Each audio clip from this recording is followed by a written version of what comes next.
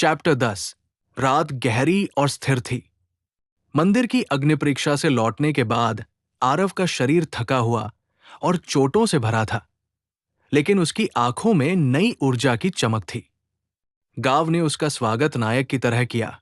ढोलन गाड़े बजे, बच्चे उसके चारों ओर नाचने लगे और औरतों ने मंगलगान गाए। लोगों की आंखों में उसे देखकर गर्व था, परंतु बुजुर्गों की आंखों में राहत से ज्यादा चिंता झलक रही थी। सबसे वृद्ध ऋषि, जिनकी सफेद दाढ़ी चांदनी की तरह चमक रही थी, धीरे से बोले, आरव, तेरे पास जो मिराई लाठी और ये प्राचीन ग्रंथ है, उनका लालच बहुतों को होगा। दुनिया की निगाहें अब तेरे पीछे हैं। तू सावधान रहना, क्योंकि सच्चा खतरा अभी शुरू हुआ है। इन शब्दों ने आरव के मन को बेचैन कर दिया। उत्सव की गूंज धीरे धीरे थम गई और गांव नींद में डूब गया, लेकिन आरव की आंखों से नींद गायब थी। वो अकेला आंगन में बैठा आसमान के तारों को देखता रहा। हवा में ठंडक थी, पर उसके भीतर का द्वंद्व और भी गर्म हो रहा था। तभी उसने एक हल्की आहट सुनी। वो चौंक कर खड़ा हो गया और लाठी उठाकर नीली रोशनी फैलाई। रोशनी की लहरें झाड़ियों तक पहुंची और वहां उसका दिल थम सा गया।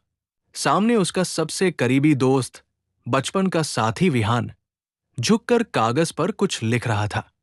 आरव तेजी से बढ़ा और झपटकर कागज छीन लिया। जैसे ही उसकी आंखें उस पर पड़ी, उसका खून जम सा गया। कागज पर लिखा था, अंधेरा कबीला तैयार है। किताब और लाठी का ठिकाना मैंने बता दिया है। आरव का चेहरा सुन पड़ गया। उसका दिल मानो किसी ने अंदर से मसल दिया हो। उसने कांपती आवाज में कहा, विहान, तू तू ही था जिसने डाक कबीले को सब बताया? विहान की आंखों से आंसू बह निकले। उसका चेहरा अपराध बोध और भय से भरा था।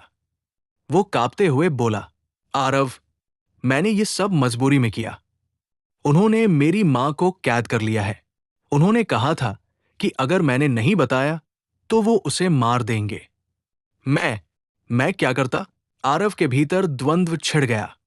उसका दिल चीख रहा था, ये गलत है, ये धोखा है। लेकिन आत्मा कह रही थी, उसकी मां की जान दांव पर थी। इसी बीच शोर मचाते गांव वाले भी पहुंच गए। उन्होंने विहान को पकड़ लिया और रस्सियों से बांध दिया। गांव वाले क्रोध से कांप रहे थे। ये गद्दार है, कोई चिल्लाया, इसे तुरंत सजा दो। आरव का दिल टूट चुका था, लेकिन उसने गुस्से से लाठी जमीन पर मारा। नीली रोशनी लहरों की तरह चारों ओर फैल गई और सब चुप हो गए। वो दृढ़ स्वर में बोला, नहीं, अगर अंधेरे कबीले ने इसका इस्तेमाल किया है तो असली गद्दार वो है, न कि मेरा दोस्त। विहान ने गलती की है, पर उसकी आत्मा अब भी शुद्ध है। उसका अपराध उसकी मजबूरी है, लालच नहीं। गांव वाले असमंजस में पड़ गए। उनकी आंखों में अब भी क्रोध था, पर आरव की दृढ़ता ने उन्हें रोक दिया। विहान की आंखों से आंसू बह रहे थे। उसने अपराधबोध से सिर झुका लिया और तभी आसमान कांप उठा। बादलों के बीच लाल काली बिजली चमकी और धुएं से घिरी एक भयानक आकृति उतरी। उसकी आंखें अंगारों की तरह जल रही थी और उसके होठों पर शैतानी मुस्कान थी।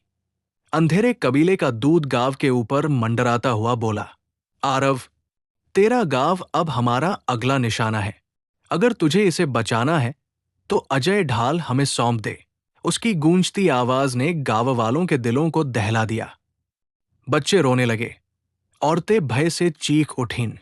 हवा में मृत्यु का साया फैल गया। आरव ने दृढ़ कदम आगे बढ़ाए। उसने लाठी को कसकर थामा। उसकी आंखों में भय नहीं, बल्कि आग जल रही थी। वो गरजती आवाज में बोला, अगर तुमने गांव को छूने की कोशिश भी की तो ये लड़ाई तुम्हारी आखिरी होगी। दूध ठंडी हंसी हंसता हुआ धुएं में विलीन हो गया, लेकिन उसके शब्द अब भी हवा में गूंज रहे थे। आकाश पर काली छाया छाई रही। गांव पर आसन्न युद्ध का खतरा लटक रहा था। आरव ने विहान की ओर देखा। दोनों की आंखों में आंसू थे। दोस्ती और विश्वास की नींव हिल चुकी थी, लेकिन अब दोनों जानते थे कि आने वाली लड़ाई उनकी व्यक्तिगत भावनाओं से कहीं बड़ी थी। ये वो युद्ध था जो पूरे अस्तित्व को हिला देगा। ये चैप्टर यही समाप्त होती है। यदि आपको कहानी अच्छी लग रही हो तो लाइक, शेयर, कमेंट और सब्सक्राइब जरूर करें। आगे के चैप्टर के सारे अपडेट पाने के लिए बेल आइकन को जरूर दबाएं। धन्यवाद।